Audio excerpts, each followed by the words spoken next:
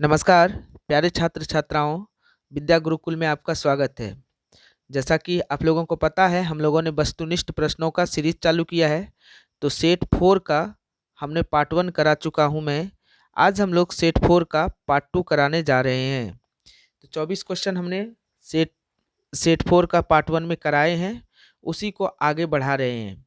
देखिए, कुछ कुछ शब्द जो है बोलने में हमसे कभी कभी मिस्टेक्स हो जाता है, यानी कि किसी बात को मैं कभी छोड़ देता हूँ और रिपीट करने लगता हूँ, तो आप लोग उस पे नहीं जाएं।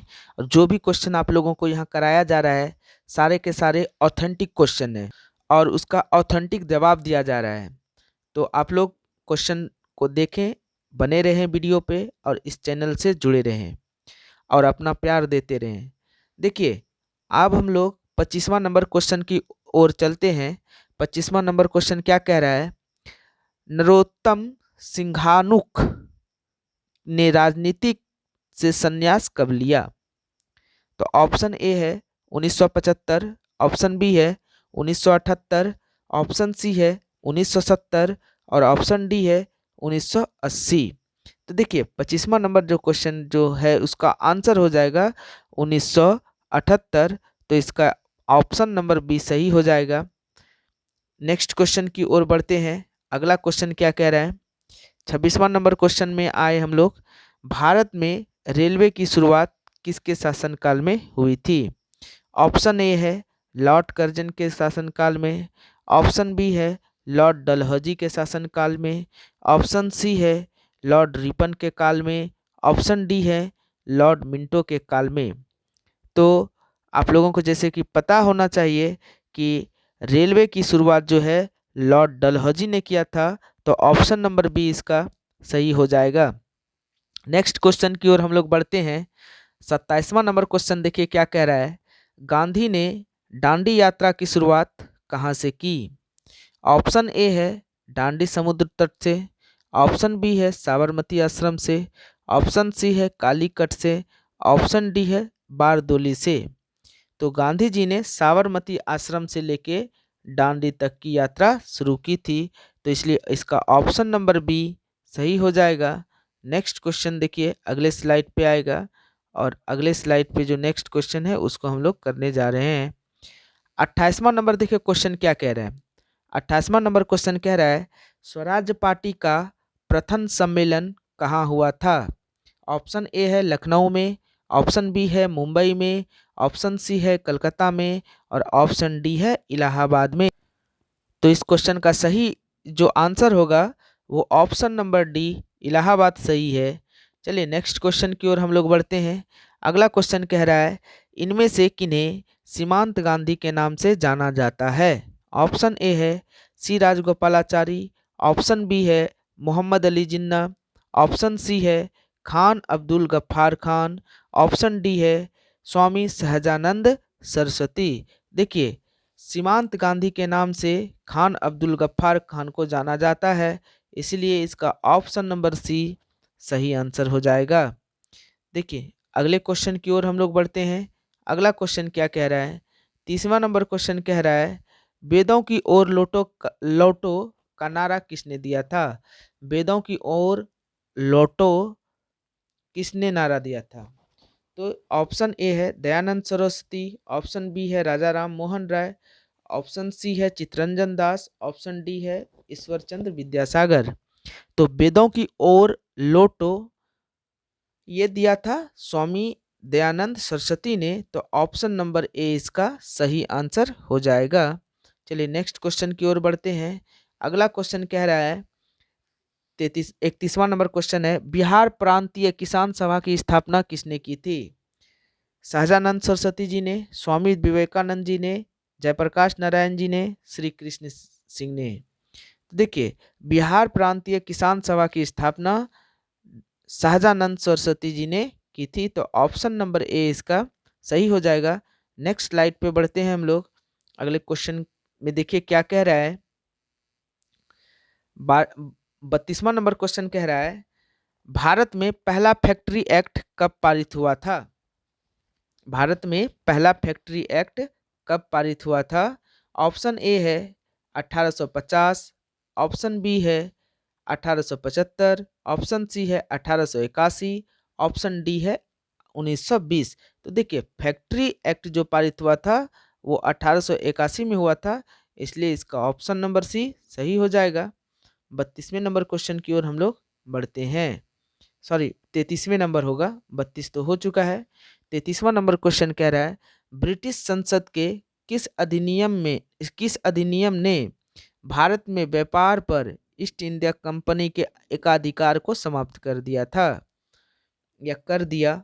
तो ऑप्शन ए है विनियमन अधिनियम के द्वारा, विनियमन अधिनियम के द्वारा, ऑप्शन बी है पीटर्स इंडिया एक्ट के द्वारा, ऑप्शन सी है 1813 का चार्टर्ड अधिनियम के द्वारा, ऑप्शन डी है इल्विट बिल के द्वारा। देखिए ब्रिटिश संसद के किस अधिनियम में व्यापार ने भारत में जो व्यापार है ईस्ट इंडिया कंपनी से एकाधिकार को समाप्त कर दिया था, तो ये है ऑप्शन नंबर सी 1813 का चार्टर अधिनियम। चलिए नेक्स्ट क्वेश्चन की ओर बढ़ते हैं। अगला क्वेश्चन क्या कह रहा है कि 34वां नंबर क्वेश्चन है city of Bombay improvement trust की स्थापना के पीछे इनमें से क्या कारण था। ऑप्शन ए है सामाजिक क्रांति, ऑप्शन बी है प्लेग महामारी, ऑप्शन सी है आर्थिक क्रांति, ऑप्शन डी है नस्लीय विभाजन।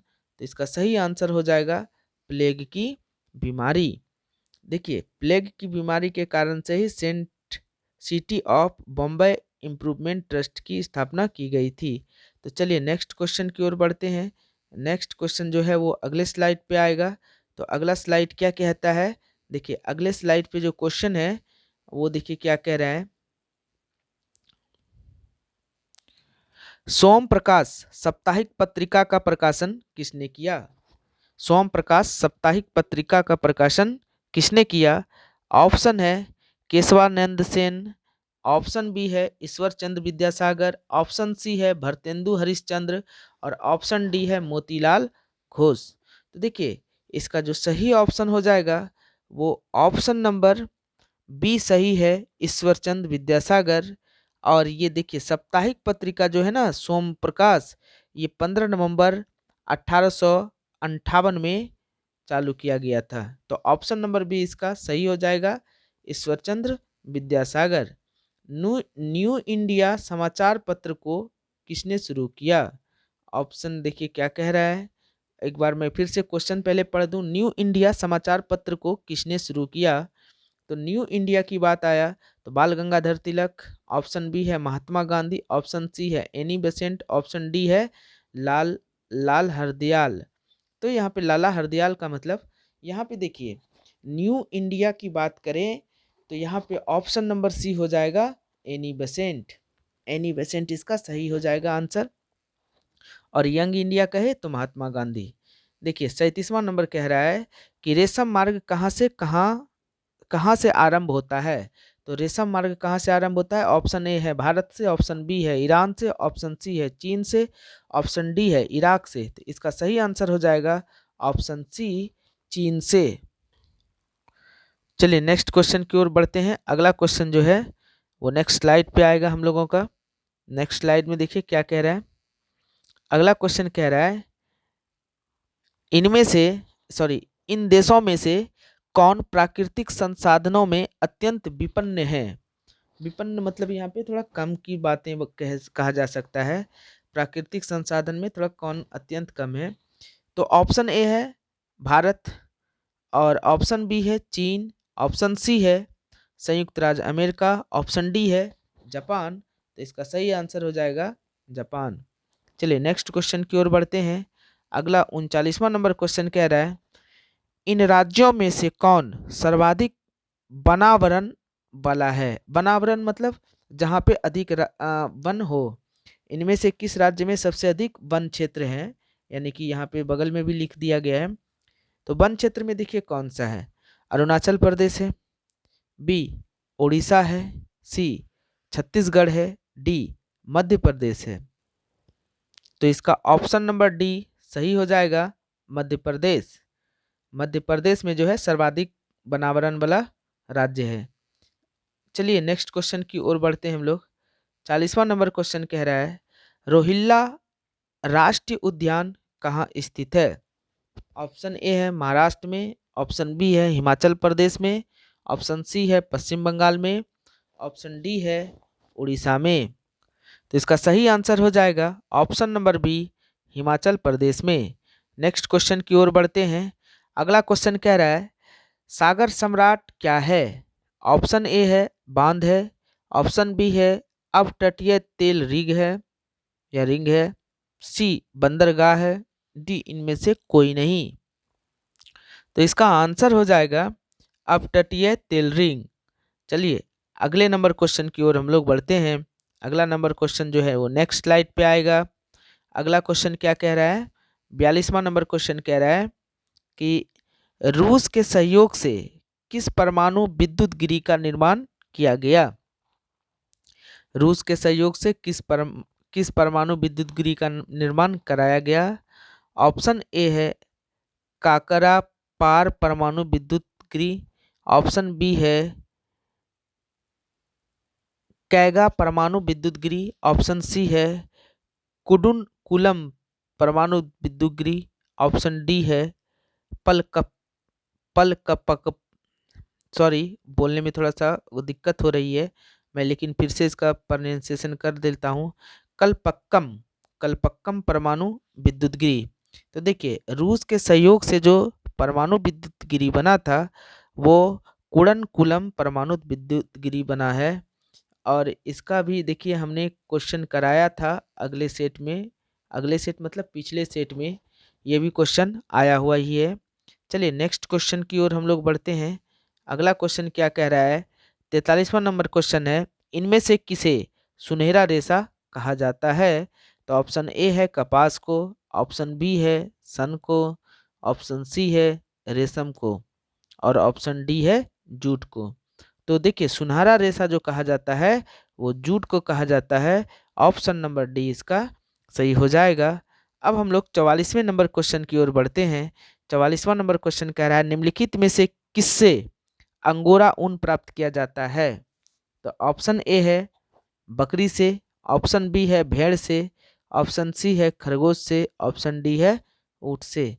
तो देखिए यहाँ पे अंगोरा ऊन जो प्राप्त किया जाता है वो अंगोरी नमक खरगोश से किया जाता है।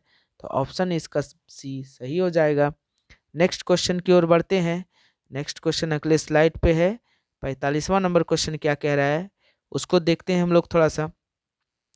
45वां नंबर कह रहा है कि भारत में लौह इस्पात का पहला कारखाना कहाँ स्थापित किया गया था? भारत में कह रहा है तमिलनाडु में, ऑप्शन बी झारखंड में, ऑप्शन सी पश्चिम बंगाल में, ऑप्शन डी कर्नाटक में। तो आप लोगों को जैसा कि पता है कि इसका ऑप्शन नंबर सी हो जाएगा झारखंड। झारखंड में जो है जमशेद जी टाटा ने ही अपने नाम से जमशेदपुर शहर को बसाया था। तो ऑप्शन नंबर इसका सी सही हो जाएगा झारखंड। चलिए नेक्स्ट क्वेश्चन की ओर बढ़ते हैं हम लोग।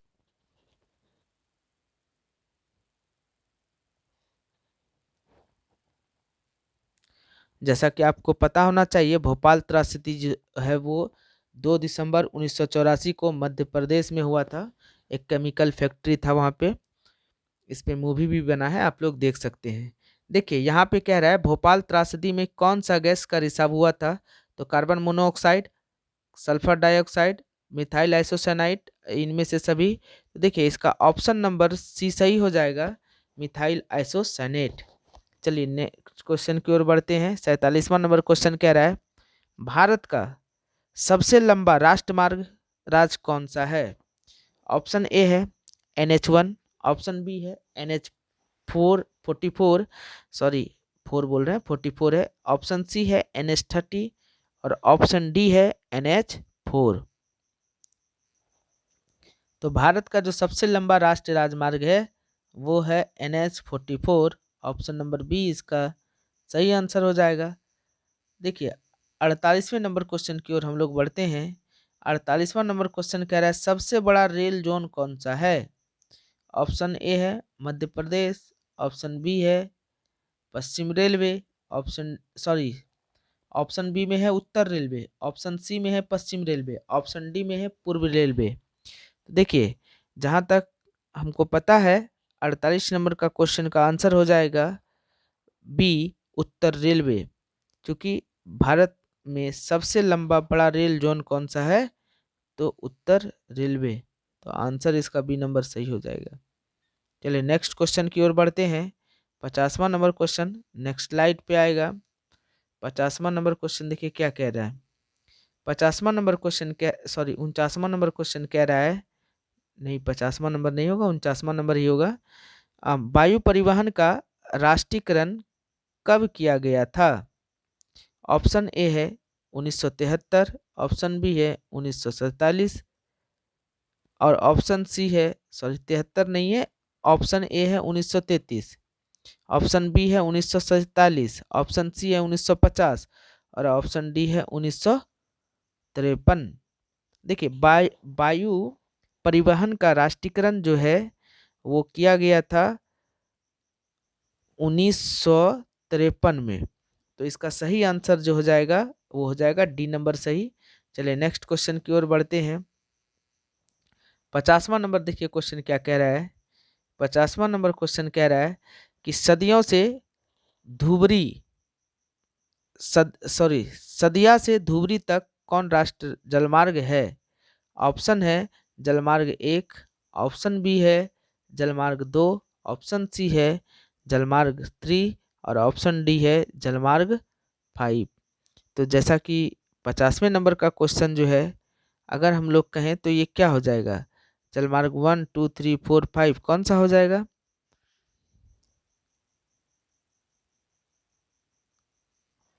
तो इसका सही आंसर हो जाएगा जलमार्ग दो, जो कि बी नंबर ऑप्शन में है। 51 नंबर क्वेश्चन देखिए क्या कह रहा है। 51 नंबर क्वेश्चन कह रहा है इसमें से फाल्टा विशेष आर्थिक क्षेत्र कहाँ है? ऑप्शन ए है उत्तर प्रदेश में, ऑप्शन बी है महाराष्ट्र में, ऑप्शन सी है पश्चिम बंगाल में, ऑप्शन डी है गुजरात में। तो फाल्टा जो है वो पश्चिम बंगाल में है, इसलिए ऑप्शन नंबर सी इसका सही हो जाएगा। देखिए हम लोग 51 नंबर क्वेश्चन कर लिए हैं। नेक्स्ट क्वेश्चन की ओर हम लोग बढ़ते हैं।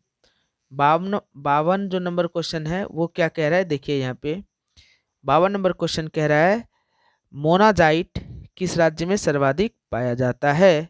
तो ऑप्शन ए है केरल में, ऑप्शन बी है राजस्थान में, ऑप्शन सी है हिमाचल प्रदेश में और ऑप्शन डी है महाराष्ट्र में।